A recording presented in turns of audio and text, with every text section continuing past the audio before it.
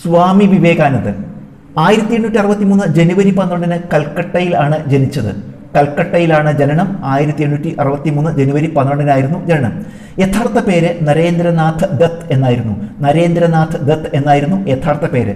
ഗുരു ശ്രീരാമകൃഷ്ണ പരമഹംസരാണ്. ശ്രീരാമകൃഷ്ണ പരമഹംസരാണ് ഗുരു.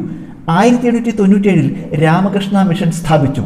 Ramakrishna mission സ്ഥാപിച്ചത് 1897 Indian ദേശീയ പ്രസ്ഥാനത്തിൻ്റെ പിതാവ് എന്ന് അദ്ദേഹത്തെ വിളിച്ചത് നേതാജി സുഭാഷ് ചന്ദ്രബോസ് ആണ്. നേതാജി സുഭാഷ് ചന്ദ്രബോസ് അദ്ദേഹത്തെ ഇന്ത്യൻ ദേശീയ പ്രസ്ഥാനത്തിൻ്റെ പിതാവ് എന്ന് വിളിച്ചു. 1881 വിവേകാനന്ദനും ശ്രീരാമകൃഷ്ണ പരമഹംസരും കണ്ടുമുട്ടി.